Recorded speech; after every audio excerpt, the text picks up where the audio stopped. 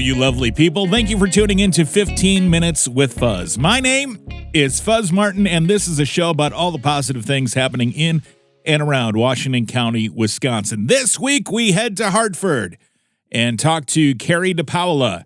Carrie is the president of Bridges 120. Bridges 120 is a nonprofit smoothie shop that serves community organizations and is a really cool place to hang out.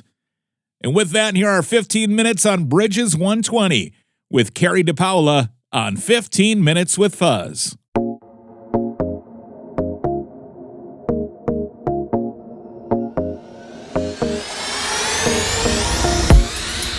Carrie, thank you for joining me today. So how would you describe Bridges 120 to people who ask you what it is? I think the best way to describe us is just a gathering place that happens to sell smoothies and simple foods. Okay, so it's a gathering place, and I assume, is 120 the address? It is. Okay, and that's in downtown Hartford? Hartford, yes. Yeah, okay, very good. So what inspired you to start a nonprofit smoothie shop that really supports the local community? What gave you that idea? So it's a super long story, but I'll try to shorten it up. So I was talking to my younger sister about 8 years ago, and we were walking downtown Hartford, and there was this little place. It used to be called the Mole Hole. Anybody that lives in Hartford knows what the Mole Hole was. And they had closed down, and the building was available. And Sarah said, you know what? Hartford really needs a bakery. I was like, yeah, that'd be awesome. Through the years, it just kind of developed, and then it became more of an interest, and was doing research on how to open a bakery. Somebody suggested I go to Cranky Al's in Wauwatosa and happened to talk to the nephew of the owner there and was telling him what I was thinking about. And he said to me, did you ever think about doing smoothies? I have a friend who has a smoothie shop, and it's really cool. And I was like, nope, smoothies not my thing. Donuts are my thing. I'm going to stick with donuts. So jump ahead, I don't know, 4 more years after that. And I just knew it was the time to move on it. And that was January 1st of 2020. And I told my husband, I was like, this is going to be the year. This is the year that we have to move on it. Yeah. The very next day, I had binge watched this show called Secret Millionaire. Okay. And the guy on there kept on saying, you have to pivot. You have to, if you're going to own a business, you have to be able to pivot. And it just it stuck with me. I don't bake. I don't bake at all. So that was going to make it really difficult. Yeah. And then ask it. You can find some people that help you bake. And doing my research on how much it would cost, I was like, oh my gosh, how am I going to do this? That previous conversation with Tony from Cranky Al's, did you ever think about doing smoothies? And I was like, oh, smoothies. I just need a blender. I could do this. And then it morphed into a smoothie shop. And then from there, it was my whole purpose, I knew, was to have a gathering place of people where people could just come and be, and it not be expensive, just where, people could just hang out. So yeah, through the years, it just kind of morphed into that. Wow. And then a conversation with a friend when I was asking people about business plans, she, at the very end of the conversation, we were together for 2 hours. We were getting up to leave, and she looked at me and said, Carrie, did you ever think about making this a nonprofit? Everything that you're telling me sounds like it should be a nonprofit. And I was like, no, I don't know how to run a business, let alone a nonprofit. And she used to work for United Way. Okay.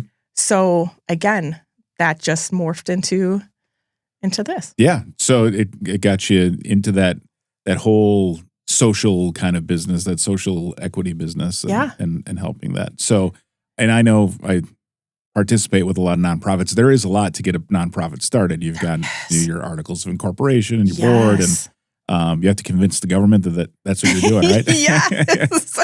and so now I've seen a lot on your website. You're trying to be a place, as you said, for the community to go and hang out, but really you're doing a lot of catering to the younger generation as well, right? It seems like there's a lot of kids that, at least from the photos and things that I see on social, that are enjoying Bridges 120. It does. I feel like we have a lot of great kids and teens in our community, and sometimes they just make unwise decisions Sure, and yeah. kind of get a bad rap. And I want to be able to highlight and give back to them and kind of encourage them to make better decisions or make wiser decisions, I guess. We had 3 teenagers. They're all grown now. And they made bad decisions, but Sure, they were yeah. great kids. They were great kids. And we just wished that we had a place for them to go when they needed a break from us and we needed a break from them. So, yeah, we definitely try to cater to them. My wife is a middle school teacher in Lomira, and she always says to her classes, her 8th grade students, she always says, make good life choices. And actually to the point where her students one day when she was out and she had a substitute, one of her students made her a poster that said, make good life choices. So now she's got that on a bunch of stickers she hands out to the kids. Yes. Yes. So similar, very, very close to home here, Yes. hearing that. So this started in January of 2020 is when this vision started. Yes. Obviously, we got into a pandemic, and you were talking about pivoting. How did that go for you during that?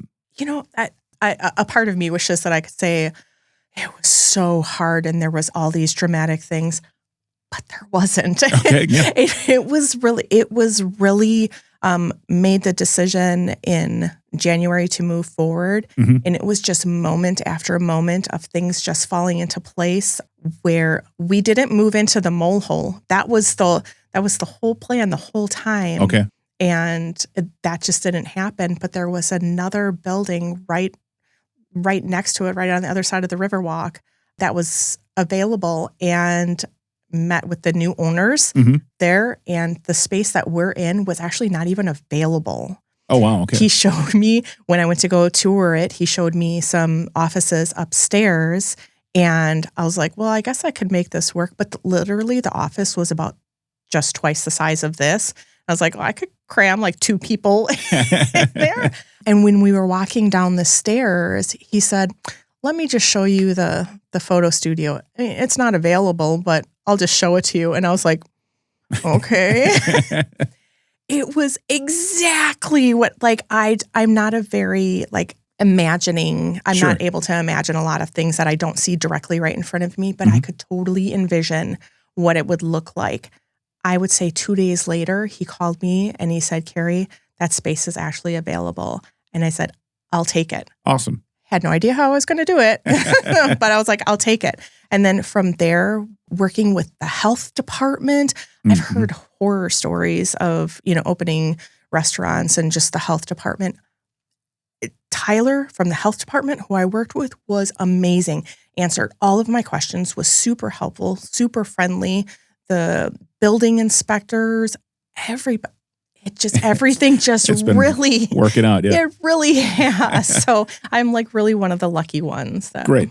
Well, I mean, people like to hear a struggle story, but also that's heartfelt, and it feels good to know that you were, didn't have to go through some of the challenges that others talk about. And we'll knock on wood here, Yes. so that nothing pops up here. But talk a little bit about that space for people to join there. So what kind of needs do you address by, I know we talked about kind of giving the kids another space, but even just in the community itself with other folks in the community besides the students? I think Hartford does a really good job of having programs for kids, adults, just for the array of people that live in Hartford. And we're just trying to maybe fill the gaps of some of those, like with the kids with school.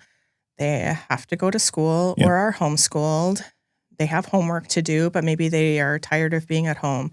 They don't want to stay after school for tutoring. So we're just a place where they could come and do that, for people to have programs and meet with other people. There are other places. We've got a great library that does that, but sometimes they want to grab something to eat while they're having the meetings. So we're a place to do that too. We're just kind of like the gap filler. Yeah, that works great. We talked about how you landed on selling smoothies. What are some of your most popular smoothie flavors at Bridges 120? What are people liking these days? Hands down, the top 2 are our Berry Blast and our Over the Blue Moon. Okay. So Over the Blue Moon is cotton candy flavor, and it comes with whipped cream and sprinkles. So And you would think that that would just be like a kid thing. There are so many adults that come in and get it. So, yeah.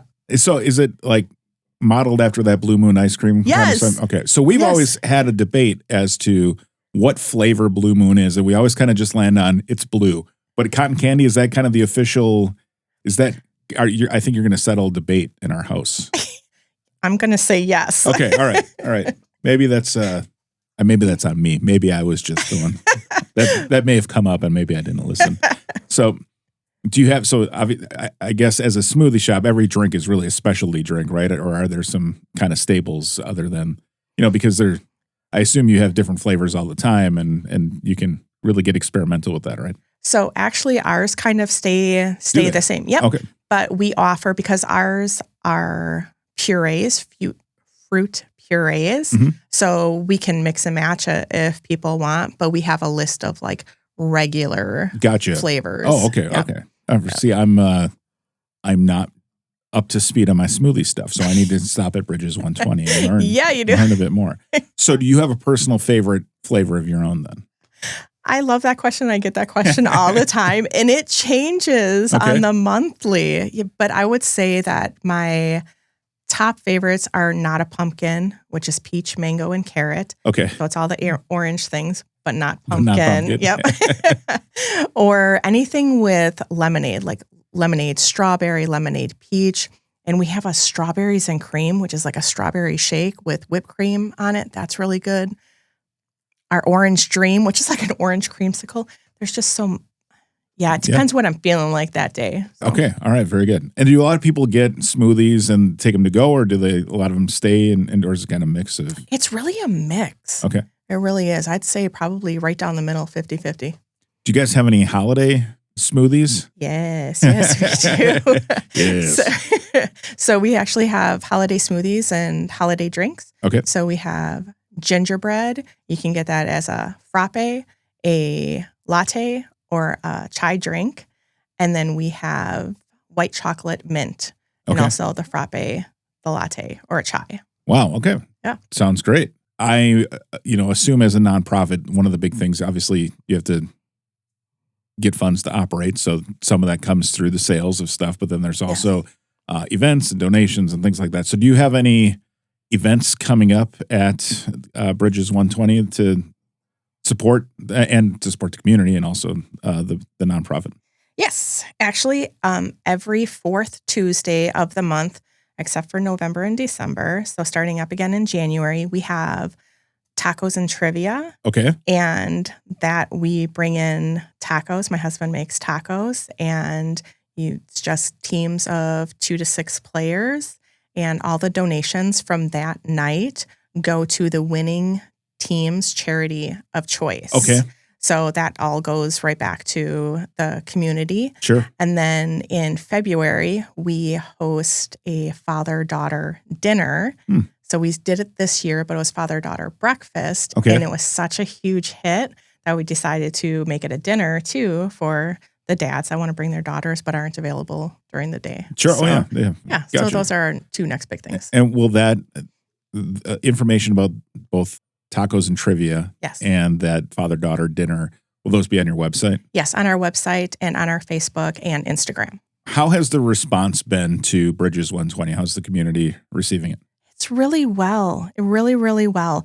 It was very slow going in the beginning because we don't do advertising or anything. So it's really been word of mouth and some social media. I'm not a social media person. I am like the worst at it. But really word of mouth. And it's just amazing. People coming in and, Hartford really needs this. I'm glad you're doing this. So the community has really been behind us. Excellent. Glad to hear that. Aside from getting open during the pandemic and things, have you encountered any, we talked about you didn't have any issues with the health department getting started or getting your permits and those kind of things. Have you run into any major challenges at all during this? Has this been really big challenges? I'm not a business person. I have no business background. That's not my forte. But you ran a business before this, right? You had a cleaning service, I right? had a cleaning business, but that was that was me just going into people's houses and cleaning. It was really just me. Sure. So this is really different. I didn't have vendors. I didn't need social media. It was just really the people that I was cleaning for, and just having a couple was fine with me. Sure. So this is a whole other, I didn't need an accountant. And that was the other thing, getting started. We don't have lawyers. We don't have accountants, like everything. This last year, luckily, there's a gentleman, CPA, that he did our taxes for us because I had no clue. Sure. So we didn't start out as a nonprofit. Okay. We started out as just a An regular LLC or something. Yeah. Yes. But we decided right from the beginning whether we got that approval to be a nonprofit or not. We were going to do the business plan was going to be the same. So the first year did our taxes ourselves. That was fine. Being a nonprofit, totally different. Brings a whole bunch of different things. Your 990s and all that kind of stuff. Yes. Yeah. So that's it's a lot of work not making money. Yeah.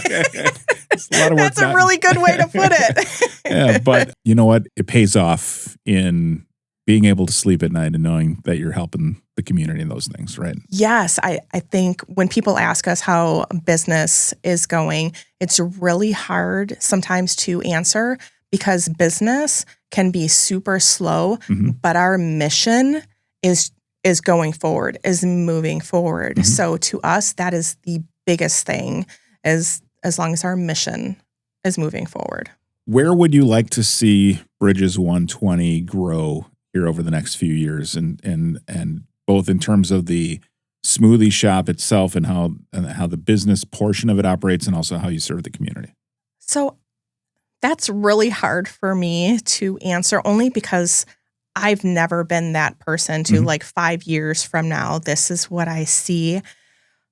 But I would really love to see working with my husband. My husband has a vision to open his own place. He also has a passion for helping people, for feeding people. So I would really love Bridges to partner with him. Sure. That just touches my heart. That just really touches my heart. But another thing that I was actually just kind of envisioning this last, I'm going to say year or so, and it's really scary to say this out loud because I don't know exactly what this looks like, but I would really love to have a roller skating rink, arcade, just like straight up cool hangout just for kids and teens. I mean, I guess there's adults that would go too, but really I would love to bring that to Hartford. And I'm not sure if that's going to be in conjunction with Bridges or something just another thing. Yeah, I think, I love that. I know West Bend used to have the roller skating rink. My girls used to go there, but that closed down. Yep. So I would love to bring that to Hartford. Yeah, there's not a lot of roller skating opportunities in the area anymore, for sure. No. Well, that's great. So for those wanting to get involved or to support the Bridges 120 mission, what are some ways that they can pitch in? Financially, for sure. We have a donation page on our website at www.bridges.org. Bridges120.org, right? Bridges120.org. Thank you very much for You're that. Welcome. But if they go to bridges120.com too, it'll pop them over to .org. Sure. My husband's the techie guy. He figured all that stuff out. And if anybody has any ideas for any programs or events at Bridges, they can email me at carrie.dipaola@bridges120.org or Facebook or Instagram. Okay. We love when the community gets involved with wanting to do events or programs, and we encourage them to run them and take hold of them, especially teens. If there's something that they want to do there. We are considering doing a club night. So for all those people my age, the Beverly Hills 90210, they had the Peach Pit. Oh, yeah. And then like season 3, maybe they had the Peach Pit after dark. Okay. So that's totally like somebody brought that up and I was like, yes, let's do that. So people like that just want to get involved and have ideas like that. We really encourage that, and we want them to get involved. So I think those are two of the biggest ways. All right, great. And I'll put your email address in the show notes for this show, but you also have it on your website. That's how we got in touch. Yes. I went and did some digging, and Yes. it was right there. Very easy to get a hold of. So how can people learn more about Bridges 120, and where can they follow you on social media? Definitely at our website, and then social media. We have Instagram and Facebook, and that's bridges.120 for both of those. For both of them. Okay, very good. Well, Carrie, super awesome business model that you have going on here. It's really cool. And also awesome that you're serving the community with that. Thank you for coming on the show, and we wish you the best of luck. Thanks for having me. This was a lot of fun. Thanks again to Carrie DiPaola of Bridges 120 for joining me this week, and thank you for listening. This was my 99th episode. Can you believe that? Crazy. I'd really like to try to do something special for my 100th. That said, we're smack dab in the holiday season. My focus is a bit down. Listenership, while still very good, is running lighter than normal, and I chalk that up to people being busy with their lives and holiday stuff. They're off their routine, and that's totally cool. Plus, it's been tough coordinating interviews, and I'm like, why fight the fight, right? So after today's episode, I'm going to take a little break until the new year and then come back with renewed energy. Cool? Cool. We'll meet in the same spot right here on January 9th, okay? Awesome. In the meantime, you can catch up on episodes on your favorite podcast player on 15withfuzz.com or go to YouTube. If you go to youtube.com/ and then the @ symbol and type in 15withfuzz, that'll get you to my channel. Or, YouTube is owned by Google. Use the search bar. Have a Merry Christmas. We will see you next year right here on 15 Minutes with Fuzz.